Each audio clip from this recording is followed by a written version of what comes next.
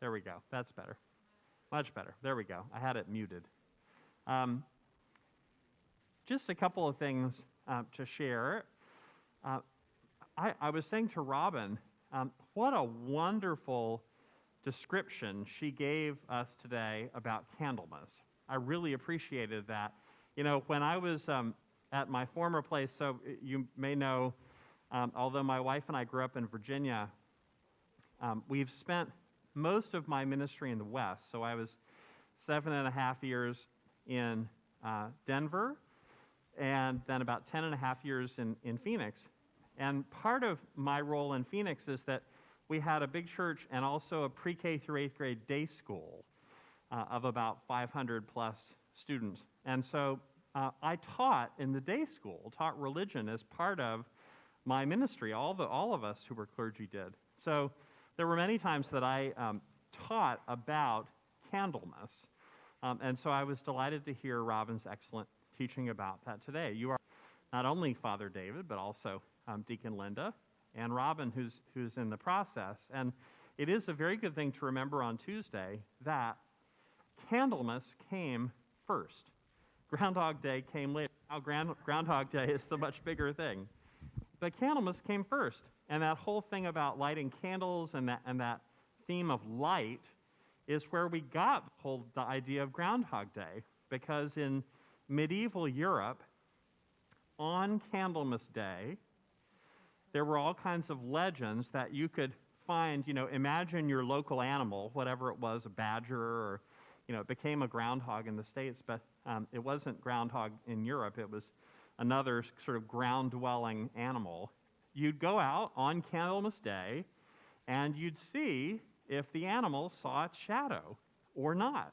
And if it did, then it would tell you something, or if it didn't, it would tell you something about the length of winter. And then the Germans in particular came to Pennsylvania from Europe, and when they came, they brought this tradition of Candlemas with them, and they looked around and they couldn't find the right kind of, badger or whatever it was that they'd had in Germany, and so the groundhog became the animal. So truly, our whole tradition of Groundhog Day and Puxatawny Phil and all of that comes from a very ancient medieval tradition around Candlemas. So anyway, I was just delighted that we got a chance to have a little teaching about that particular day. It's a good one. So our time for today, and by the way, I'm so grateful you've stayed. I know it's a long morning. At any point you need to go, it's fine.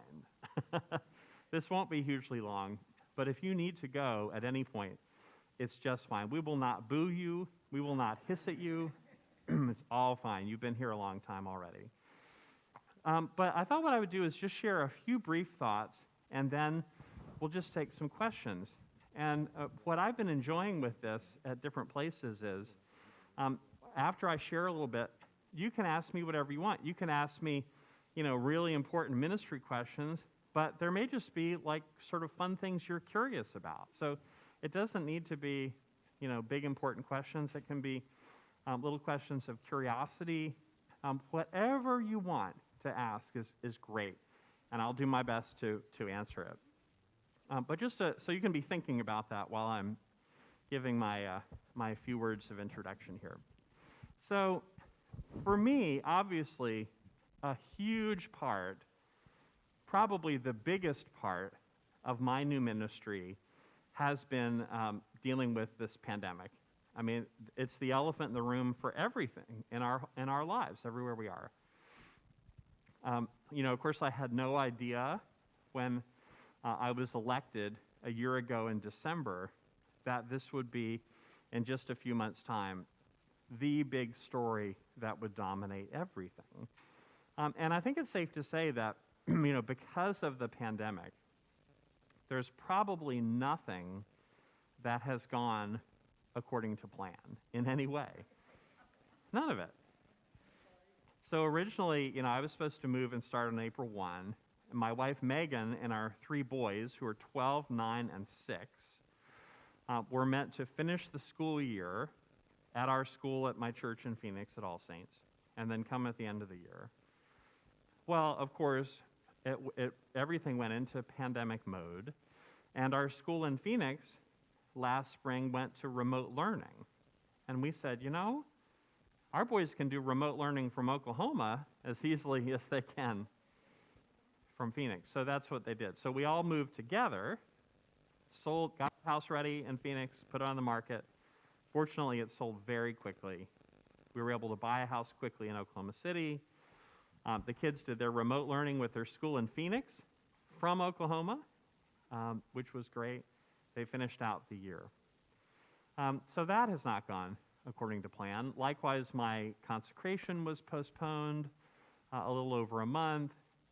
Was supposed to be, this big thing in a basketball stadium, ended up being about 20 of us in the cathedral, basically the sort of essential players only. Same thing with the passing of the Crozier from Bishop Ed to myself in August. Again, a very tiny group of people, although we streamed it, and so on. Of course, for several months in the springtime, all of our congregations were closed for in-person worship, while we all tried to figure out what's going on with this thing, and how do people get it, how is it transmitted, and so on. And then by about mid-June, we had a better sense of what was going on with this, and that was when we gave permission for congregations to make their own decisions about in-person worship. And that's really where I've been with this ever since.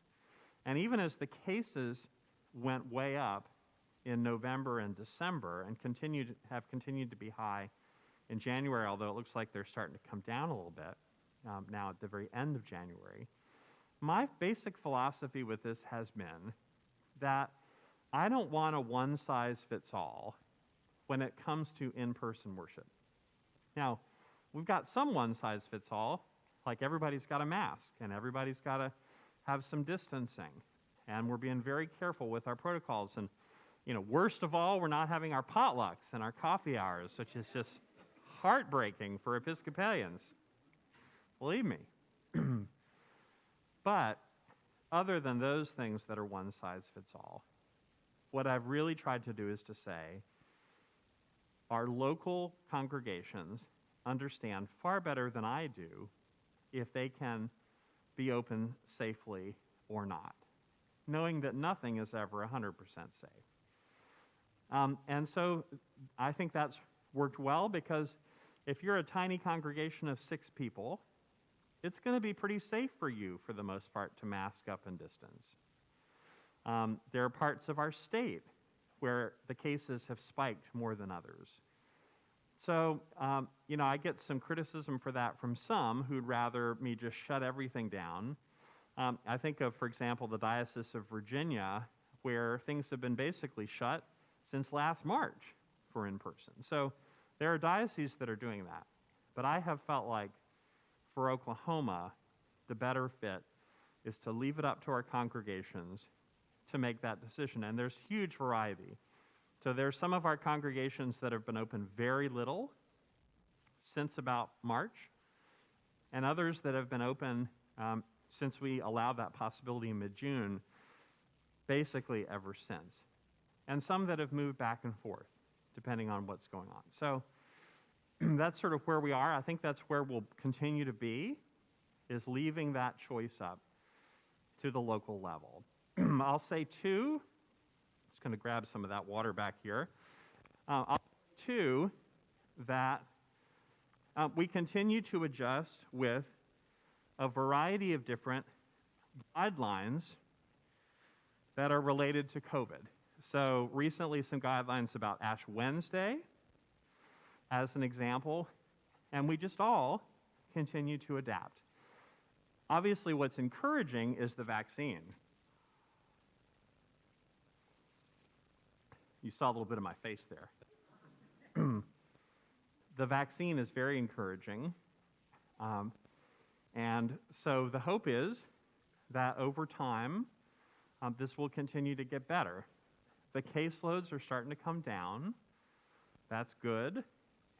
Whether that's a result of just the infection spreading pretty widely, or the beginnings of the effect of the vaccine, or both. We're not 100% sure. But, we continue to adapt to all of this. And I think that Holy Week and Easter will continue to be in this mode that we've been in. Probably not a lot of major changes.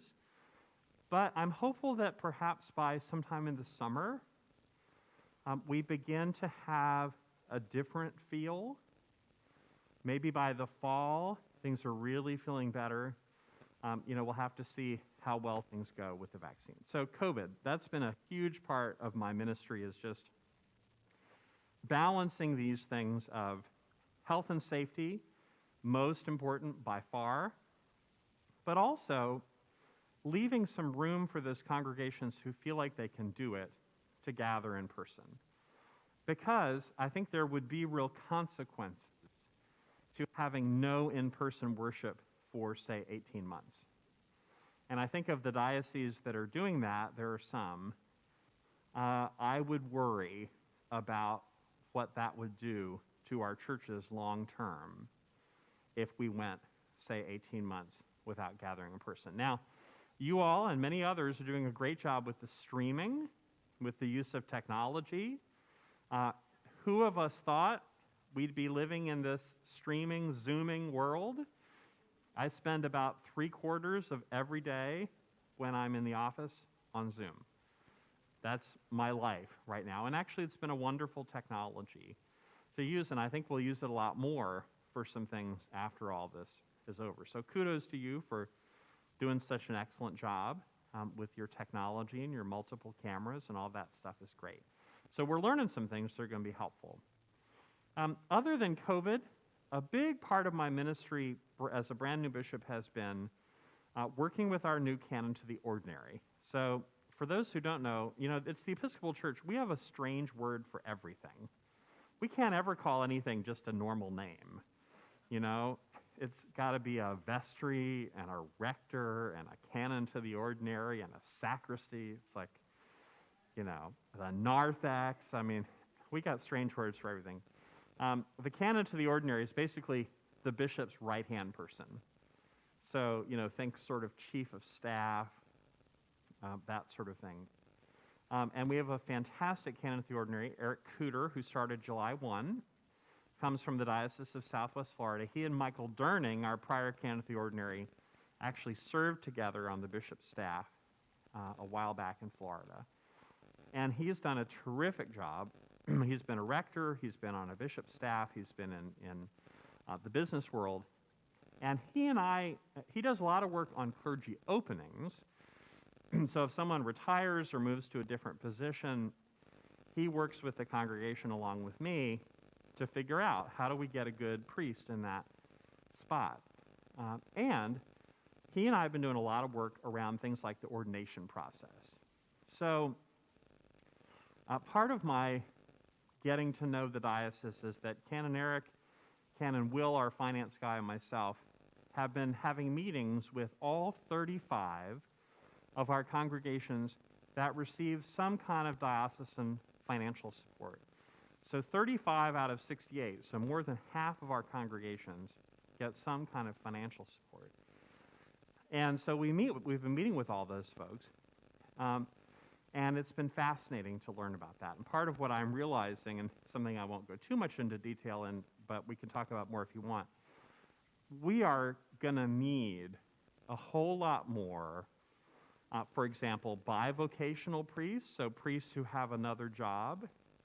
The number of congregations that can support a full-time priest is getting smaller and smaller and smaller. And so we're realizing, Canon Eric and myself, that we need a lot of other ways to have clergy leadership.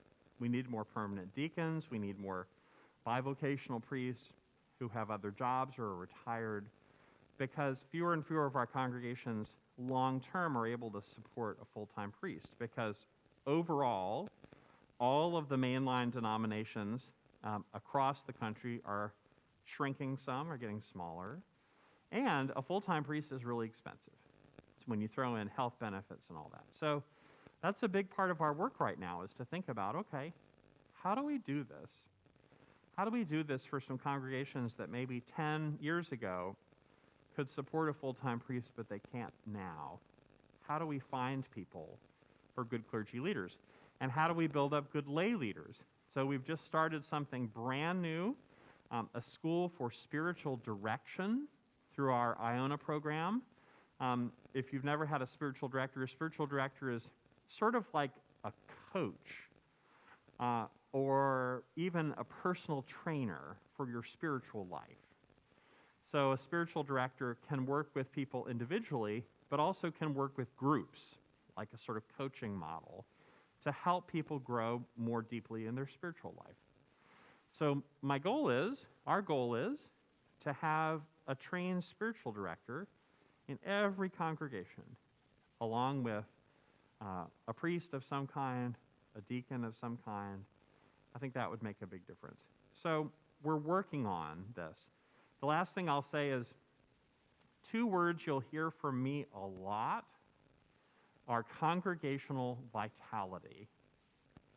And I like vitality instead of growth because for a lot of people, growth means number of people attending worship or number of dollars given in the plate, that sort of thing.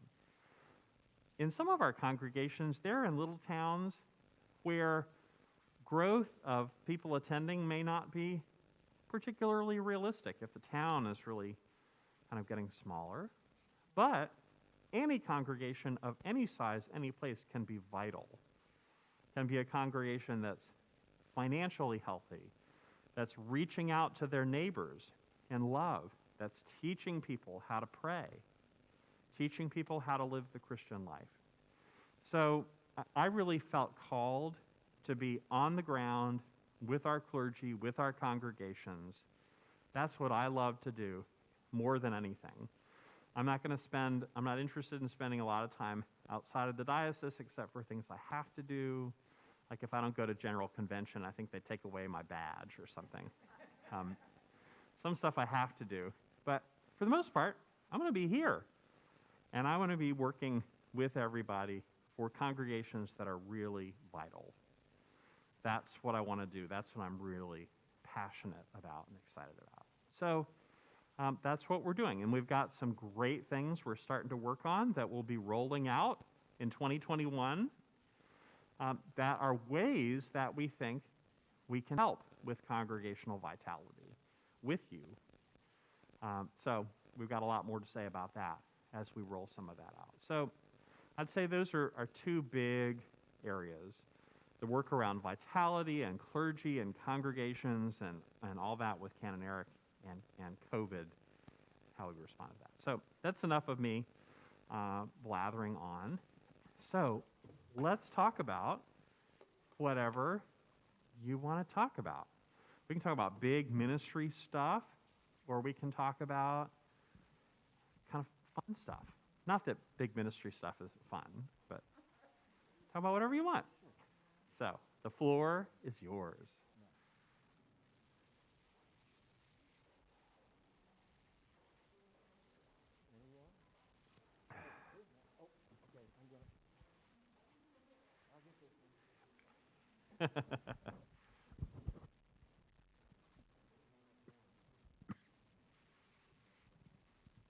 I was really thrilled to get to meet Megan at a ECW ladies retreat. Yes. How is she doing with her piano lessons online that she's giving? Oh. This is fascinating. Yes. So my wife Megan, who's amazing, who I love, my wonderful wife Megan is someone who is a musician. So she's actually a tuba player by training. We met. I was at the Yale Divinity School. She was at the Yale School of Music. We met. She's a tuba player, but she also is a music teacher. And in recent years, she actually has been teaching not so much kind of tuba and low brass, but more beginner piano as a way to learn kind of general musicianship. And so Megan had in Phoenix, a whole bunch, 25 or 30 or more students in Phoenix. And in fact, at our church, we had a music school that we opened for neighborhood kids to come and get music lessons and sing and stuff. And it was fantastic. Well, so we move, and what my wife Megan has discovered is that actually a lot of people want to have music lessons online, virtually. So she's kept a whole bunch of her Phoenix students and added a few more for online piano lessons, and it's fascinating. So she's at home. We have a room that we designated as her music studio. She's at home. She has her phone set up in a little stand looking at the keyboard, and her tablet looking at her face, and she teaches music lessons, and ideally they have the same thing where they have two, but it can also work if it's just one camera that they've got. And she's discovered that this actually works well. So she's doing all these music lessons. In fact, I felt kind of bad. It's like she'd built up this studio of like between 30 and 40 people in Phoenix, and we're moving, honey, But actually, she's been amazing, and she's got about 20 to 25 right now that she's doing online. So it's wonderful. And part of what I love about Megan and her teaching is that it's a range of students from really young, probably 5 or 6, to seniors, the whole range. And it's a method of learning piano that really works very well for anyone. So some of her favorite students are seniors who took this up in retirement, thought, gosh, my whole life I've always wanted to play the piano, I never learned. And they've been learning with her, and it's been wonderful. So she's doing very well. She's, of course, the primary one for keeping an eye on the kids. The 3 boys are at Cassidy, our Episcopal school in Oklahoma City. It's been mostly in person, thanks be to God. So the kids have been mostly in person for school, which has been great and has given Megan a break. So I drop off the kids at school in the morning. Megan teaches her online lessons all day. Megan picks up the kids after school at the end of the day. I come home in the evening from my various meetings and things, and it's gone really well. I would say the challenge for us is that we are really excited when we get to do more exploring of Oklahoma. That's the part where we're kind of ready to bust out of our cages, because we've really tried to be very careful. The kids are doing school, I'm doing my stuff, but we're not doing a lot of, checking out the state. We just are trying to be real careful with that, mostly because we want to keep the kids in school. We don't want the virtual learning is really hard for our boys. So that's the one sort of downside to this, is that we really want to explore Oklahoma. We want to come and stay on the lake and go out on a boat and, do all kinds of fun stuff in all the wonderful parts of Oklahoma. So I'm hoping maybe by the summer we'll be able to get out more, get some vaccinations, get out and explore Oklahoma a bit more, because we love getting outside, doing outside things. Well, this is a lot more serious in some ways than that wonderful idea that she has, and I congratulate her. I started to play the piano, and then I quit. So maybe I should sign up with her. That's right. That's right. I was going to ask you, how do you think we can, I hate to use the word recruit, but how do we get more people into the Episcopal Church at this point? Yeah, it's a great question. So what we know is that the Episcopal Church and every other mainline denomination, Lutherans, Baptists, Methodists, everybody, Presbyterians, we're all having about a 30-year decline, and a lot of it's related to the culture around us. So it isn't necessarily that every single denomination did things wrong, but just that, the culture changes. And those of you who have kids and grandkids, that it's getting more difficult. It's getting more difficult to have our kids and our grandkids involved. There's so many pressures. I know with my own kids, back when things were normal pre-pandemic, Sunday was often a day for things like birthday parties. So, we would have all the time with our kids this thing of, well, okay, somebody's got a birthday party at 10 o'clock in the morning on a Sunday. And we did our best to say, no, that's when we're at church. That's when the boys are at church. This is part of what we do. And they were singing in choir and stuff. And that was not always an easy conversation with the kids to have. Okay, sorry, but we've made this commitment. So there are no silver bullets when it comes to growing the church. It's a whole bunch of different factors. Some of it has to do with the communities in which our churches are located, some of which are really booming and doing well, others of which are struggling. It has to do with probably as much as anything else, that classic model of invite, welcome, connect, which you may have heard about. So in the old days, we could rely simply on our welcome. So in the old days, people would show up at an Episcopal church on a Sunday morning. They were new to town, say. Maybe they hadn't been in a church for a little while, or they were Presbyterians or Methodists and they thought they'd try something else out.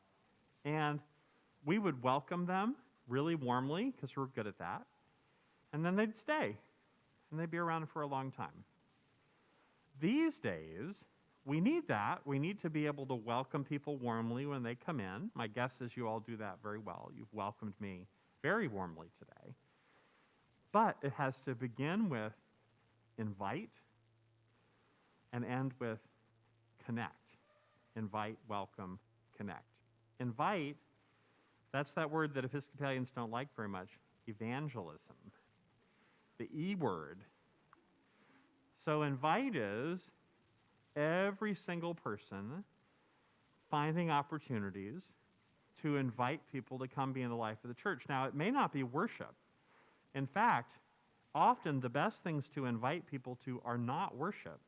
In fact, our worship can be a little off-putting, especially if you've never come from a liturgical tradition. It feels like pew aerobics, right? All the standing, sitting, kneeling. Get a good workout. So this is where it's helpful in our congregations to have events that aren't necessarily worship. So, pancake supper. I'm super excited about your preschool that's opening. So, you could say to somebody that has kids, hey, have you heard this great thing has opened at St. Andrew's, which is my church, and it's going to be amazing, So it's finding ways. Oh, we're having, again, post-pandemic, we're having a chili cook-off. Are you interested to? So invite, that invite part. Some years ago, and I don't know if this is still true, the statistic was that the average Episcopalian had invited someone to a church event once every 25 years. It's probably right. So, that doesn't help. So it's the invite. It's amazing. We'll talk about our favorite new restaurant, our favorite movie. We'll talk about everything, but hey, I have this wonderful church. I love it. St. Andrew's, it's fantastic. We got some great stuff coming. So invite, welcome, and then connect. So the little phrase we used at my congregation in Phoenix was 3 friends in a ministry. That for somebody who was new to the church, we wanted to help them have 3 friends and a ministry. Not just one friend, 3 friends. 3 people that when they came into church on a Sunday, be like, oh, I'm going to go sit with them. I really like them. We're becoming friends. And a ministry, something to be involved with, that connect. So it's the invite, welcome, connect, which is not new. That's an idea that's been around for a long time. And it's also, and the last thing I'll say is, this part is very local. It's mission strategy. What I mean by that is to say, okay, and this is where we've got some tools like the Mission Insight that we've been sharing. So we joined this summer with a thing called Mission Insight, which gives you demographic data about your area. Really fascinating. And so, you put a group of people together, and maybe it's your vestry or another group of leaders. You say, okay, where are the people in about a 20-minute drive around us who might really find St. Andrews to be a good home for them spiritually? Who are those people? And how do we reach them and invite them? In some of our communities, in many of our communities really, there's a very strong Southern Baptist and Roman Catholic presence. So in those cases, part of the questioning is, okay, we never want to be critical of or rude to our Roman Catholic brothers and sisters, our Southern Baptist brothers and sisters. We're all Christians, we're all part of the same family. But we have some things that are different in the Episcopal Church that may be appealing for some folks. Most of the time we're likely to get new people in the church, not who have never spent time in, but folks who are maybe dissatisfied with the church they're currently attending. So where are people who might find this to be a really wonderful church community to be a part of, and how do we find ways to reach them? Again, an example from my former parish, we were big believers in the big banner. So we'd put a big banner out. We always had a big banner out. In Phoenix, we were allowed to put out a banner of a certain size. So we measured that thing to within like a centimeter. I mean, we did it as big as we could do it without getting in trouble with the regulations. And we do a banner, not just like hey, it's All Saints, but we do a banner of, Lenten series, and here's our topic. And, we have a link on the website and stuff. We try and encourage people to just be aware of the types of things we were offering. So there is no magic bullet. Invite, welcome, connect is really important.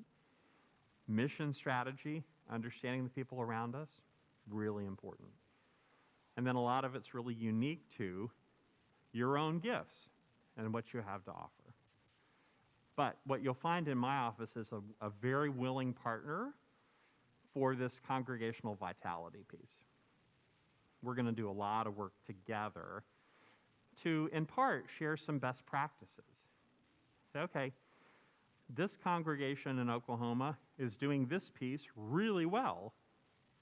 How do we share what they've learned with some other congregations? So we'll be doing a lot of that kind of thing. How do we learn from each other? If you're a congregation that's doing something really well, let's share that.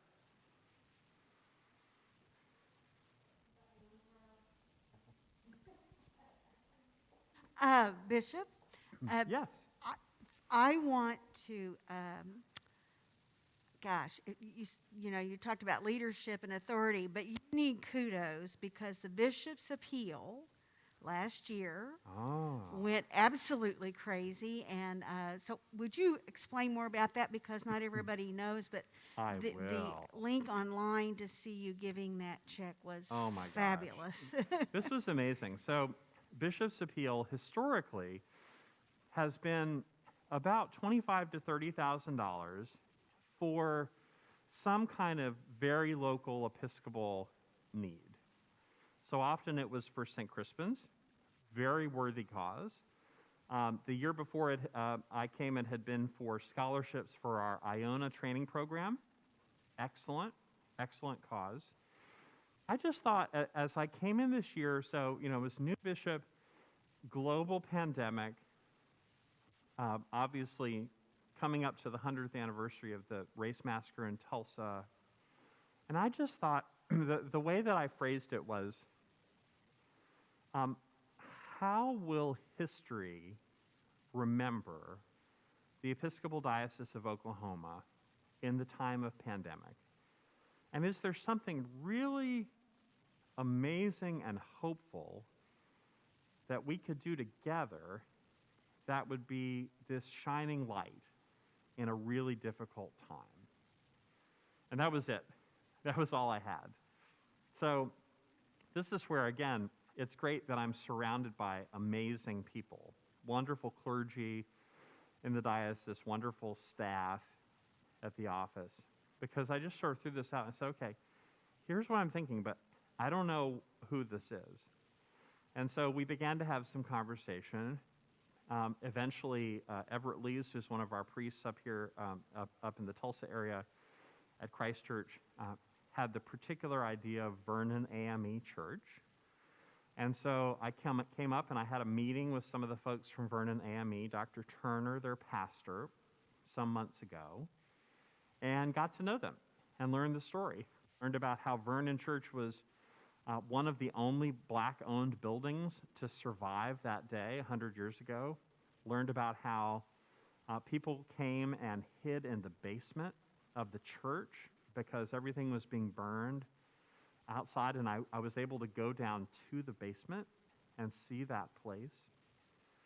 And I heard also about, and this was another huge piece of it for me, Vernon AME, the moment they realized this pandemic was going to be around for a long time, they started to realize that people were hungry in their neighborhood because they were losing work. And so they started a feeding ministry March of last year. And pretty soon, they were feeding upwards of 70 people every single day, including Sundays, every single day. And they hadn't really had a feeding ministry before like that.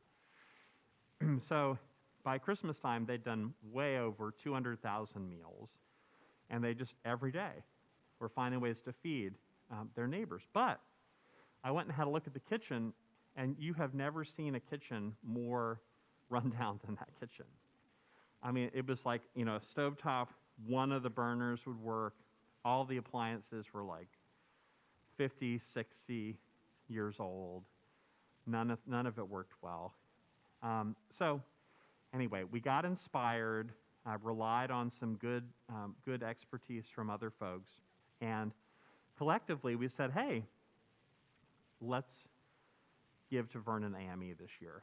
And we said, hey, what if we matched a $50,000 giving with 50 from the diocese? And we said, wow, that's super ambitious because it's usually about 25. So maybe this year we'll be able to do it. So we did that. Well, we blew past that first match. We said, what do we do? And, it was like early December, mid-December, and we'd blown past our goal. And that's when we got another wonderful match, which helped us to extend even more, another 10, and then we blew past that match too. So I brought up the check, and if you haven't seen it on our diocesan Facebook page, we've got it. Episcopal News Service had a great article about this. The final check was $164,000 for Vernon AME to redo their kitchen for their feeding ministry, and also to help them to come up with a place of prayer where people can come and pray and learn about the historic day in Tulsa, the race massacre, and feel that sense of reconciliation and healing in that place. So I have to tell you, my favorite moment, we didn't do any media, anything like that. We just came up, we had one of those big checks, that you do. And so we went up there last week, and I had not told Dr. Turner how much it was. So we got there, and Sarah, our communications director, was recording on just her iPhone, her little phone, recording this. And the video, you'll see the video. It's on our diocesan Facebook page and in the Episcopal News Service article. You see in real time the moment when Dr. Turner saw the actual amount and how much it was, 164,000 plus. And he's just in shock at all of it. It was such a sweet and beautiful, beautiful moment. So it was great. Thank you. That was the work of our whole diocese together. And I just finished doing the thank you notes. It was like 370 some people who gave, everything from $5 to $12,000, $13,000. People from all over the country heard about it and gave. We had gifts from 12 states in addition to Oklahoma. So that was incredible. So we did an amazing thing. God did an amazing thing through all of us together. So now I'm like, oh, what do we do next year? But anyway, I've got some time. Thanks for raising that, Linda. Okay. And again, do please go when you need to go. But we can do maybe one or two more.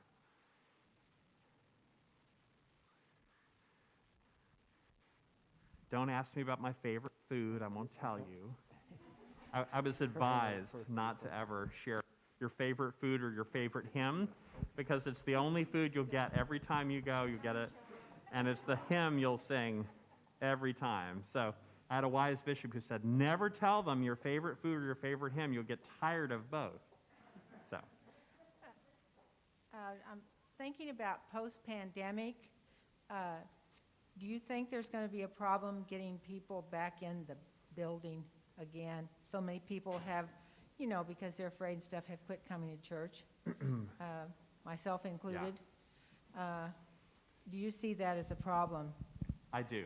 If I'm very honest with you, I'll always try and be honest with you. I do worry about that, because we are creatures of habit. And so, we're all so used to now the habit. For some of you, it may be in person every week, but for many other folks, they've not been in church for a long time. We get out of habits. So I do worry, and it's part of why I really wanted to allow congregations to be open for in-person if they felt like they could do it safely. Because I worry about when all this is over, those, first couple of months when it's safe for everybody to be here, no masks, no anything. What's that going to look like? And are we going to have lost some folks who were maybe on the edge? I don't worry about the disciples, those who are here, live in the faith every day. I worry about the crowd, to use the biblical analogy. Those folks who were curious, who were kind of on the edges, those are the folks I worry about. So yeah, I'm concerned. What I don't know is, it's sort of like with the tornado. You have a big tornado, everybody goes in their bunker, their shelter for a while. You come out, and then you look around and you see, what's it like? I don't know what it's going to be like post-pandemic. What things will have changed temporarily, and what things may have changed permanently. My fear is that it may accelerate some of the trends that were, perhaps not such good ones. But on the other hand, there are a lot of positives, like how we've learned to be so good with technology.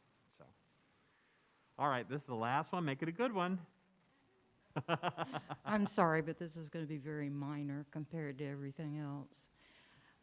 And it has to do with COVID and the ban of singing. Yeah. And I feel really guilty singing behind this, but then I go to Walmart and half the store is not using a mask. And I don't quite understand why we can't sing.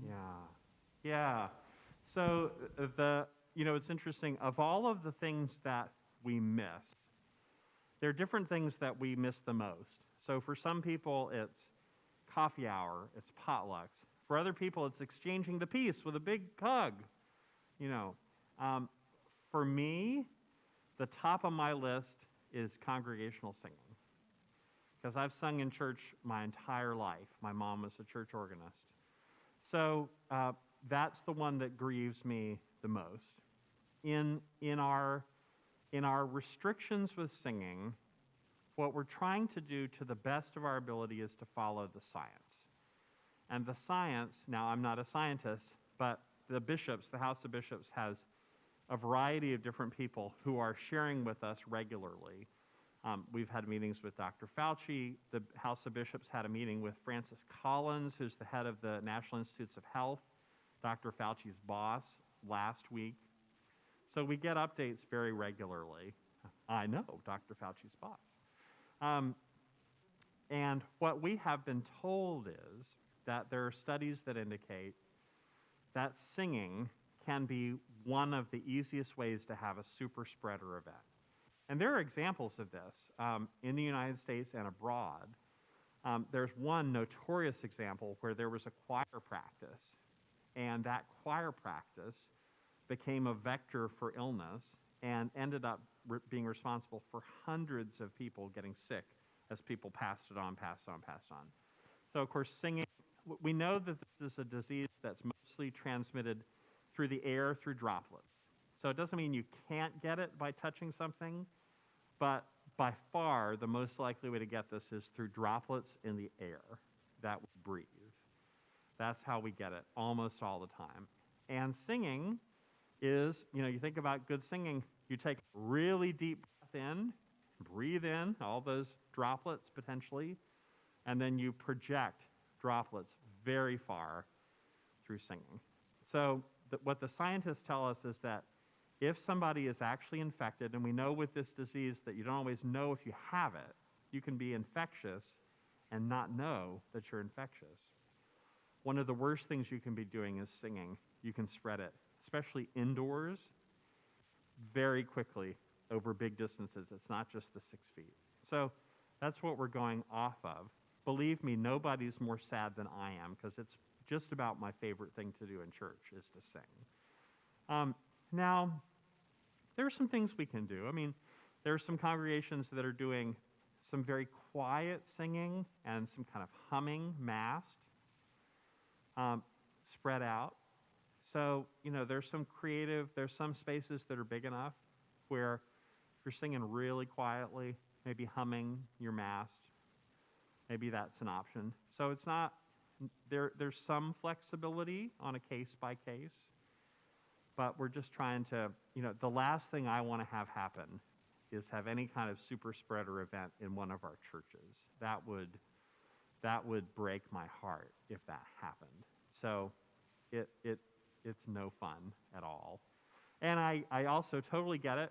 I go into grocery stores, I go into other places, I see people not masked, I see people doing all kinds of things they shouldn't be doing. I feel safer in our Episcopal churches than just about anywhere else I ever go, to be honest with you. And I think that's good.